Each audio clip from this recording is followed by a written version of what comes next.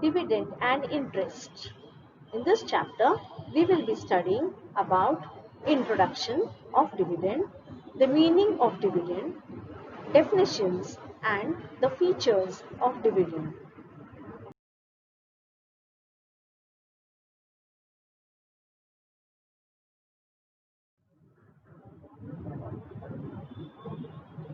Every company's main objective is to earn profits.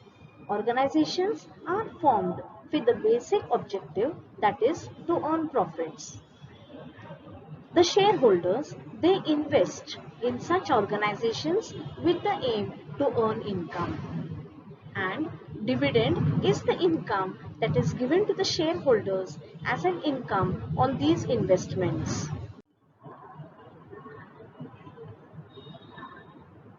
When a company earns profits or surplus, it is able to pay a proportion of it to the shareholders. This is given as an income for the investments that is done by the shareholders. Preference shareholders are paid dividend at a fixed rate.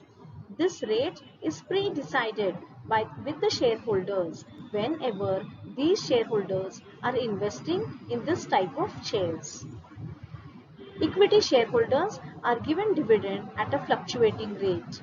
Fluctuating, that is, whenever the company is going to earn profits, based on the profits of the company, the equity shareholders will be given the dividend. To equity shareholders depends on various sources.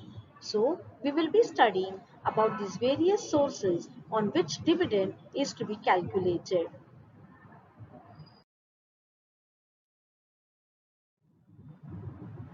Let us now understand the meaning of the concept dividend.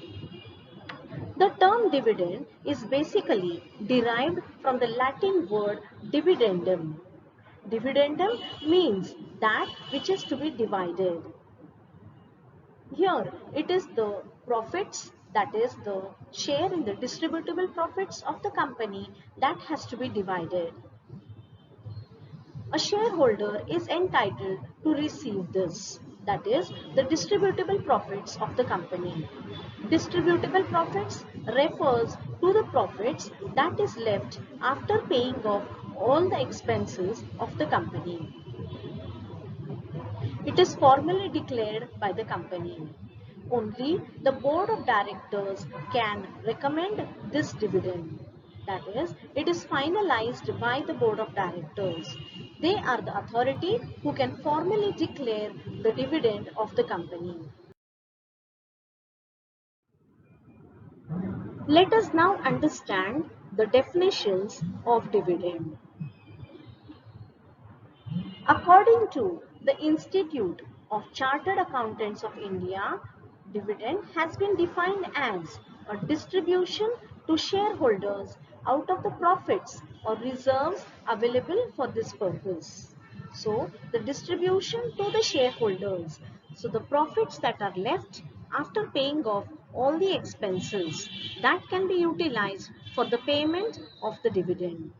Even the reserves, that is free reserves, that is going to be available can be utilized for the payment of dividend.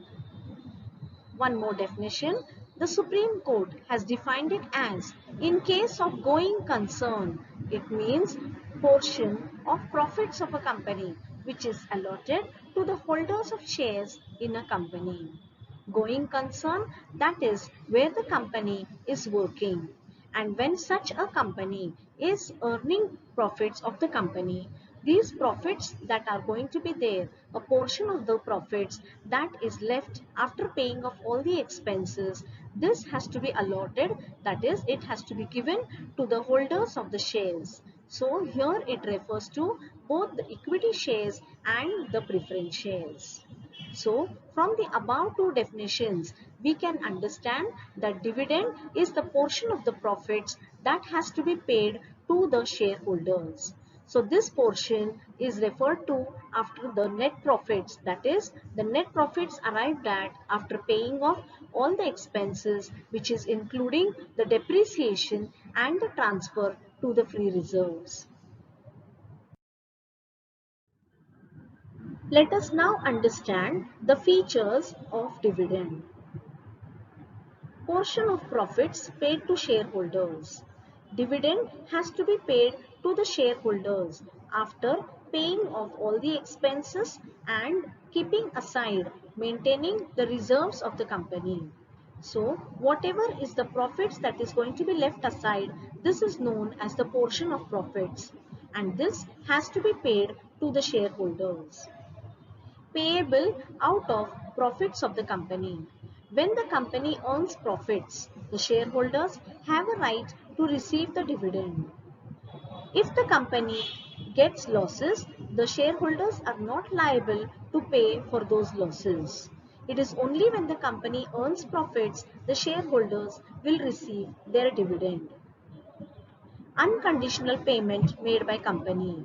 Whenever the company is going to pay the dividend, there cannot be any conditions attached to the payment of dividend. For example, the dividend will be paid in 2 or 3 installments, or that the company is going to pay the dividend half in cash and half in any kinds or gift vouchers. No such conditions can be attached. It has to be paid only and only. That is, the dividend has to be given. There cannot be any conditions attached to it. Dividend payable only to shareholders, that is equity and preference shareholders. Dividend is payable to the shareholders, that is the owners of the company. To the equity shareholders, dividend is paid at a fluctuating rate, whereas to the preference shareholders, dividend is paid at a fixed rate. This rate is pre-decided by the company whenever the shareholders invest in this type of shares. And so, dividend is payable only to the shareholders of the company. Equity shareholders with differential rights. The differential rights, that is, the rights refer to the payment of dividend. The company has to govern all those rules regulated for these type of shareholders. Dividend has to be paid accordingly to these shareholders who have differential rights.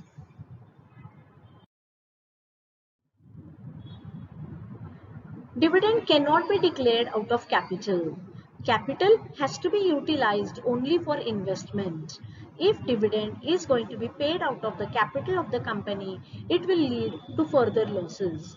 Therefore, dividend cannot be declared out of the capital of the company.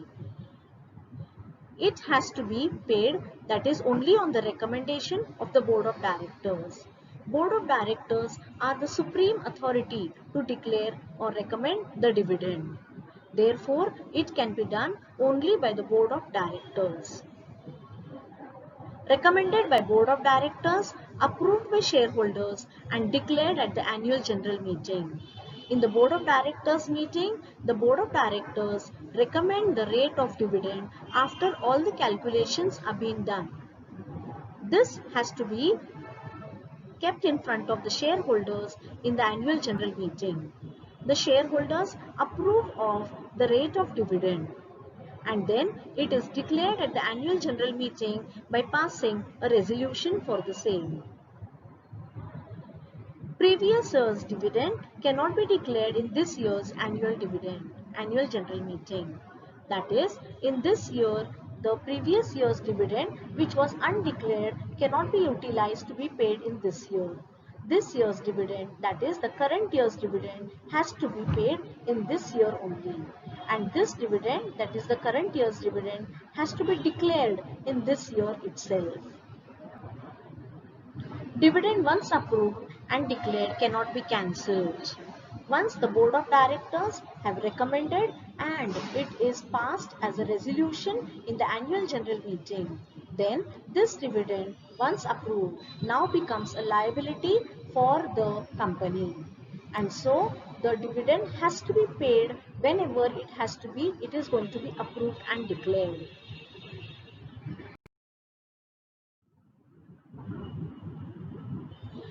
The concept of interim dividend is also included in these features of dividend. Interim dividend refers to the dividend that is paid in between two annual general meetings. Dividend has to be given only in cash and not in kind. It can be given by way of electronic transfer, by way of dividend warrants, or even by checks, but not in any kind, that is any gift vouchers or any sort of such gifts or any kind of shares. Dividend has to be given only and only in cash to the shareholders of the company. Dividend has to be given on paid up capital of the company. Paid up capital refers to the amount of capital that has been called by the company from the shareholders.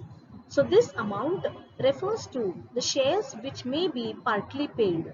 So whatever is the amount that has been received from the shareholders, dividend is going to be given only on that much amount. For example, a share of rupees 10. Till now, the company might have called for only rupees 7. So dividend will be calculated on rupees 7 and not on rupees 10. If at all any of the shareholders has paid the full amount on the shares, even then the company is not liable to pay the dividend on the entire amount. Example, if a shareholder has paid the entire amount of rupees 10 per share and the amount that has been called by the company is rupees 7, the amount that is balance rupees 3 is not going to be considered when this dividend has to be given. That is what we mean by saying paid up capital. Dividend cannot be given on calls paid in advance. If a shareholder has paid the entire amount on the shares, he cannot be paid the dividend on the amount that he has paid to the company. It is only going to be on the calls that is going to be received by the company, that which the company has called for. So any calls paid in advance is not going to be considered for the payment of dividend. There are two types of dividend, that is final or annual dividend and interim dividend. Final or the annual dividend refers to the amount of dividend that is going to be given at the end of every financial year. Interim dividend refers to the amount of dividend that is going to be paid to the shareholders in between two final dividends. Therefore, this dividend, that is interim dividend, is referring to that dividend which is going to be given in between two financial years.